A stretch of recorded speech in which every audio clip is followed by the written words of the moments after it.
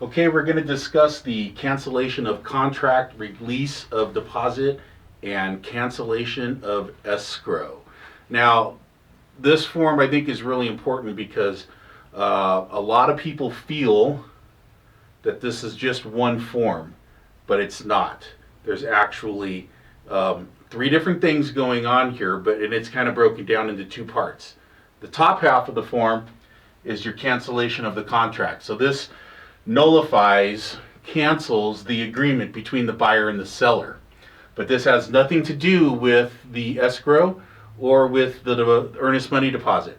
That happens on the bottom half of the form, and you can see this big, thick black line that runs right through the middle of the form that separates the top from the bottom. And we'll go over all these different things, but down here on the bottom half, now we're talking about the release of the deposit and the cancellation of the escrow. So two separate forms.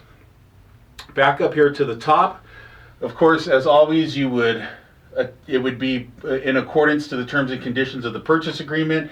So the date that the purchase agreement was written would be here. That's the signifying date of the purchase agreement between both parties, buyer and seller. Now, this is where it gets kind of fun. This paragraph, okay, actually, so this paragraph here, and I was going to just kind of go over this, is used to cancel the agreement by the buyer or the seller, or both by mutual agreement. So it can be canceled three different ways, either by the buyer, by the seller, or by both of them per mutual agreement. And you can see here we have a checkbox for the buyer, or for the seller, or by both buyer and seller. Okay, its terms apply whether or not both parties agree to disposition of the deposit and cancellation of escrow in paragraph 2 below. So that means this top half is not dependent on this bottom half.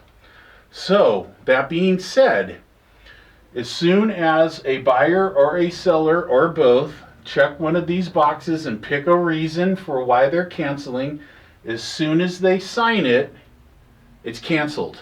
Contract is canceled. It does not require both signatures. Doesn't require buyer or seller signatures to cancel the contract. It just says here the buyer's or seller's signature, the party canceling the contract. So if the buyer is canceling, the buyer signs, contract is canceled. Okay, now there are reasons here. Either as permitted by good faith exercise of paragraph, and then you cite the paragraph. So that could say maybe you're in that first 17 days of your inspection contingency and we don't like the condition of the house and they decide not to buy it due to the condition, then you would put that paragraph here.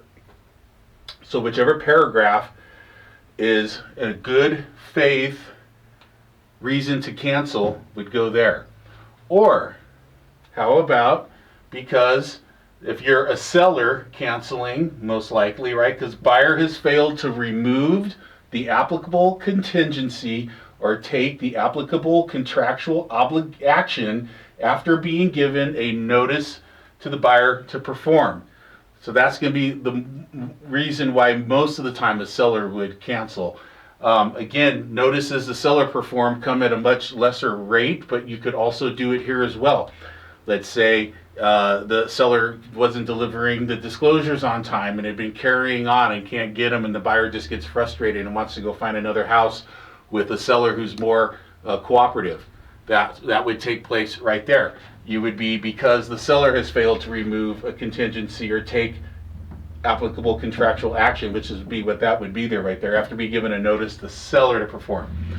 Or the other party has failed to close escrow after being given a demand to close escrow, right? All contingencies have been removed. You're now past your close of escrow date, and one side or the other is not getting the things done that they need to do to close escrow. You would cancel for that reason. That could be buyer or seller. Or then here by per mutual agreement. So if both buyer and seller are checked here, then you're probably going to be with per mutual agreement down there. Still, I would just say even with that, one signature would be all that you would need to cancel the contract. So the contract is canceled. Now the argument over what happens to the escrow and to mostly, really, what happens to the deposit. Okay, purpose of paragraph 2, that's this whole paragraph. This paragraph is used to instruct the escrow holder a number of things. First, to cancel the escrow for the purchase or sale or other designated transaction for the property.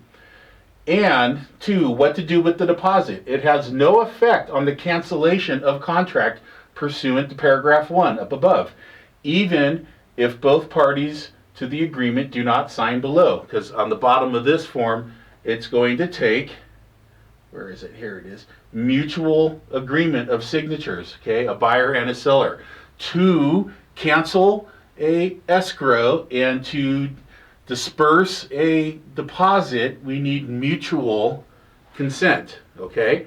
So that's the big difference between the top and the bottom right there as far as what signatures you need. Okay, the release of funds is not automatic. Release of funds by an escrow holder requires mutually signed release instructions from the buyer and seller. That's the signature down at the bottom down here.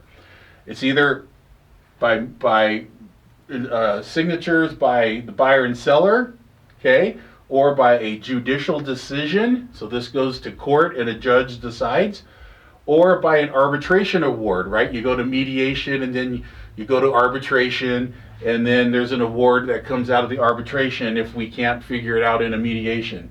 Then a party may be subject to a civil penalty of up to $1,000 for refusal to sign these instructions if no good faith dispute exists as to who is entitled to the deposited funds. Now, we talked about this in the RPA as well, towards the, I can't remember exactly which paragraph in the RPA, but it's mentioned in the RPA that if there is a good faith reason to cancel a contract and the other side does not want to release the deposit, even though the cancellation was done in good faith, they could face up to $1,000 additional fine for refusing to sign.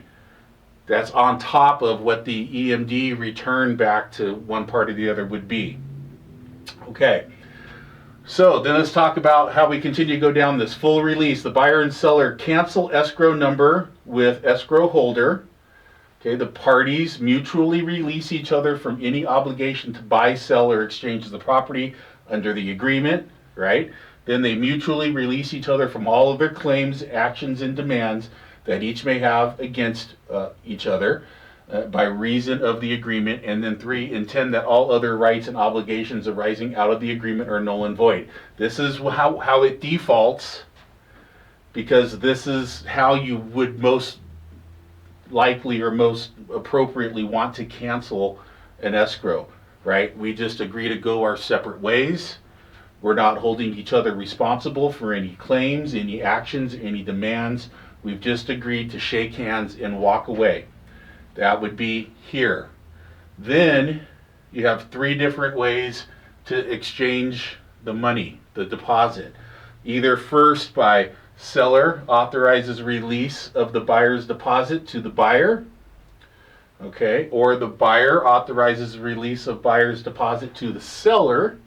Now, what's really important here is, because if you have a properly executed liquidated damages clause, that's that first section where you got to put the additional initials in, that the buyer's authorization of release of deposit to seller is limited to no more than 3% of the purchase price. Any additional deposit shall be returned to the buyer. So let's say you have a $500,000 home and you have a $25,000 EMD. The seller, if the money was being released to the seller, would only be able to recoup $15,000 of that $25,000, or 3% of the $500,000 price. Okay, or if you're going to figure out how to split it up, maybe you're going to give one side some but not all, then you would go to box 3, buyer authorizes the release of, and then you put the amount of money here from the buyer's deposit to the seller, the balance to be returned to the buyer, each party to pay for their own unpaid contractual fees and costs, right? So like, I'm going to give you X amount, I'm going to take the rest back, and then we're going to take care of our own fees. Now, if we continue to not agree about how the funds are going to be given up, Then we have paragraph D, which is a partial release and reservation of rights. So the buyer and seller cancel that escrow number, right, with this escrow holder, and the parties mutually release each other from any obligation to buy, sell, or exchange the property under the agreement, but they reserve all rights and retain any obligations they have towards each other under the agreement, except for the obligation as applicable to buy, sell, or exchange the property. And the third, they authorize escrow holder, whoever it is, to hold the deposit until receiving a subsequent mutual instructions, a judicial decision, or an arbitration award. Okay, so nobody's going to get, excuse me, let me move that back up. Nobody is going to get the deposit. It's going to sit in escrow until we go to an arbitration or figure out a way to handle the dispute, in which case that particular person who's in charge, whether it's again a judge, an arbitrator, whoever it might be, who has the authority to make that decision, makes the decision, and then that decision gets released to the escrow company, and then the money gets awarded to whichever party. Okay, again, always really important to have this language in here. Scope of broker duty. Agents are not qualified to provide any opinion on who is entitled to the deposited funds or whether a cancellation was made in good faith. Buyer and seller are advised to seek the advice of a qualified California real estate attorney regarding this matter. Again, so we should not be making judgments on who we believe deserves what if there is a dispute. If there is a dispute, we simply just instruct the escrow holder to hold it until we go get the dispute resolved.